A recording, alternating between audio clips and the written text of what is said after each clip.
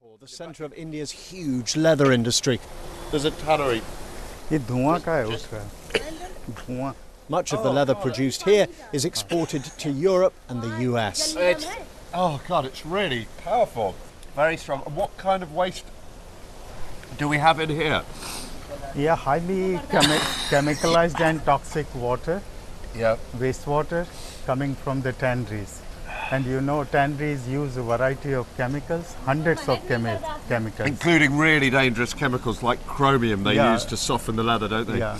Chemicals having heavy metals and pesticides as well.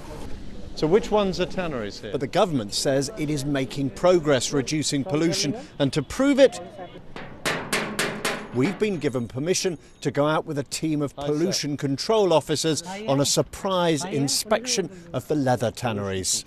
Come in. Whoa, this is a bit different. So look, he's stopping something happening down there. Hey. What are you stopping? Why are you stopping? Who is in charge of this place? 4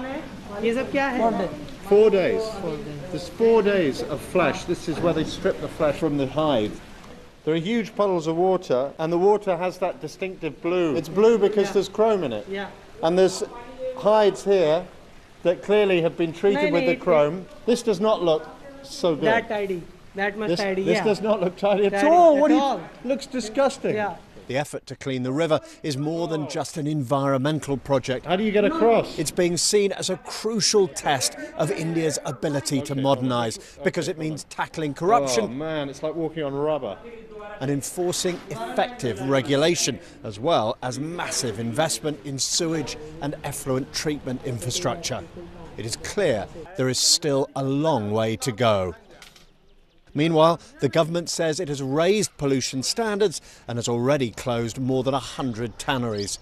It says its Clean Ganga mission is a key priority, but warns it will take time.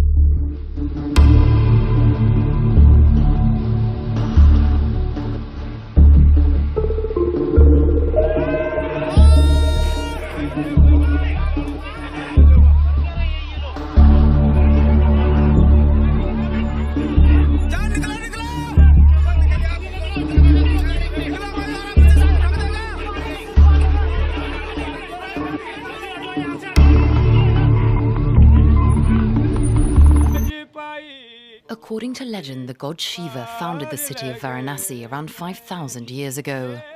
It's one of the oldest cities in the world and one of the most sacred.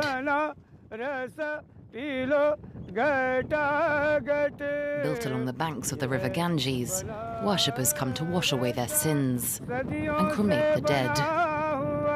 More than 300 cremations take place here each day.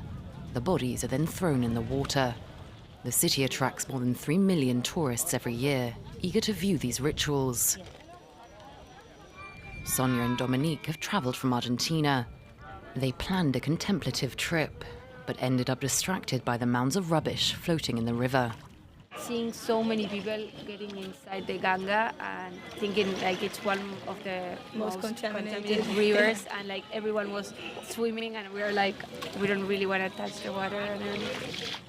The Ganges is a main tourist attraction here, but the river is drowning under a sea of rubbish. Many visitors are troubled by what they see. They just put all the trash and dirty and dead bodies in the river. According to this river taxi driver, there are around half the number of tourists there once were. Many are put off by the pollution. He took us to its source, a drain that leads into the river, only a few hundred meters away from the historic center of the town. This is all the wastewater from the city. It's one of the biggest drains in Varanasi. And there's another one just after the bridge. There are 36 in total, and they flow 24 hours a day. 200 million litres of untreated wastewater pour through the drains each day. The buildup of fecal waste and toxic material has killed all marine life. 450 million people live along the river, and the population goes up by 1 million each year. The result? Huge amounts of household trash. But ultimately, it's a political problem. Sanjay Sharma works for the city council. He organised a clean-up operation to take place while our cameras were rolling. Why is that still there? Why? Clean that for me right away. His organisation has links to Narendra Modi. 4 years ago, the Prime Minister promised to clean up the river, but nothing's happened.